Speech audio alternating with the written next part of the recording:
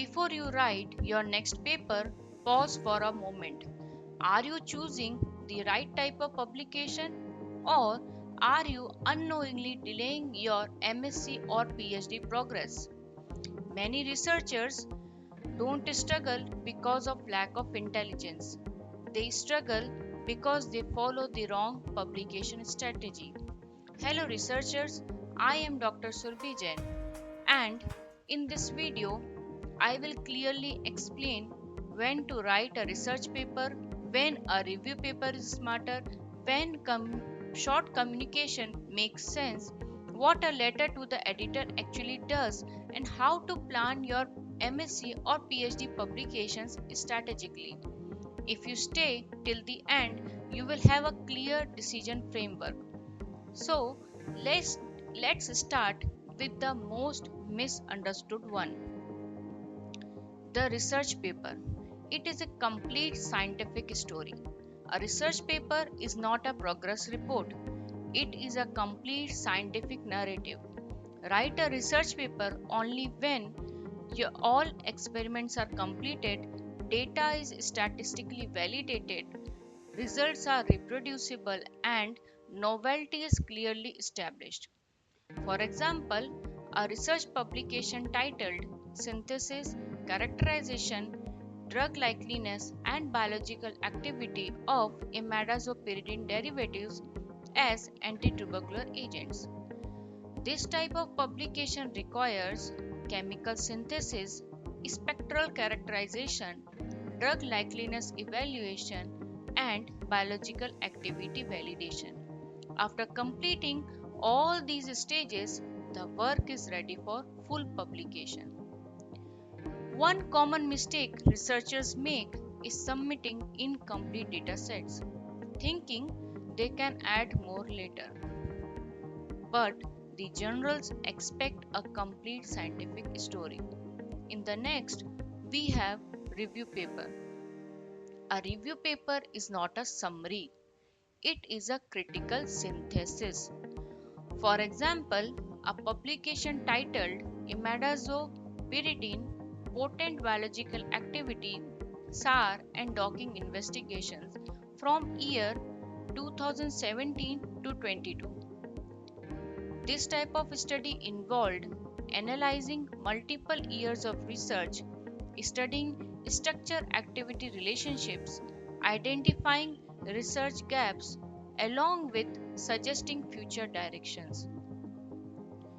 This type of paper is ideal for MSc or PhD scholars that do not have experimental data. Another advanced insight is systematic review. Unlike narrative reviews, systematic review follow a predefined methodology, define inclusion and exclusion criteria, and often use PRISMA guidelines. They are common in clinical and pharmaceutical research. A major common mistake researchers make is writing compilation instead of critical evaluation. The next we have very important, that is short communication. Short communication reports limited but novel findings.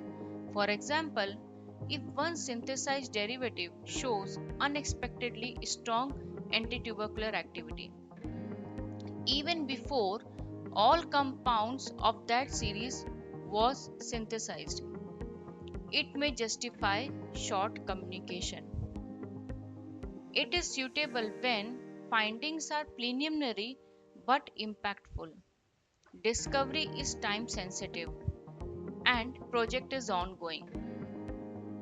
Many researchers think short papers are easier. That's not true. Even short communications must meet high novelty standards. Next is academic conversation, that is letter to the editor. A letter to the editor is a brief academic communication. With this type of publication, you may comment on an existing article, identify methodological weakness, or add clarifying evidence. It improves academic visibility but its academic weight is lower than a full research paper. Now, I will show you something very important. Let's look at a real general example. Notice how review articles require 6,000 to 10,000 words and with over 100 references. Now compare that with a research article, typically 4,000 to 6,000 words, and about short communications, only 2,000 to 3,000 words. This clearly shows these are not interchangeable formats. The journal expects different depth, structure, and maturity of data depending on what you select. Let's look at another example from a high impact medicinal chemistry journal. Here you can see it clearly separates full paper and review papers. Full paper must present complete experimental work, synthesis, evaluation, full data. Review papers, on the other hand, summarize and critically analyze recent developments in the field. Journals clearly define these categories, so choosing the right correct format is strategic. If you choose the wrong category, your paper can be rejected before peer review even begins. That's why understanding the difference is strategic, not optional. Now, let me show you MSc publication roadmap. In the year 1, focus on review paper. Why? Because before generating strong data, you must understand the field deeply. Writing a review paper helps you to build a strong theoretical foundation, identify research gaps, develop critical analysis skills, and position yourself within a specific niche.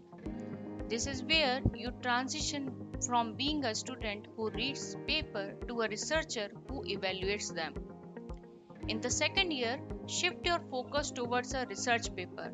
Now you have experimental or computational data, a clear research question, refined methodology, and stronger scientific reasoning. This is the stage where your work becomes original contribution, not just analysis but drug discovery. Publication is not about quantity, it's about timing, positioning, and strategy. In the next, we have strategy for PhD publication. In your year 1, focus on a review paper. In the year 2, write a short communication.